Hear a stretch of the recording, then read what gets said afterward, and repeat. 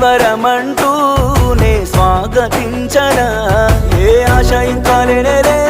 నా గుండెలోన బాధ నీవే నీ మీద ఉన్న పిచ్చి ప్రేమే నన్నింకా వెంటాడేనే అనిత అనిత అనిత నా ప్రాణమైన అనిత మరు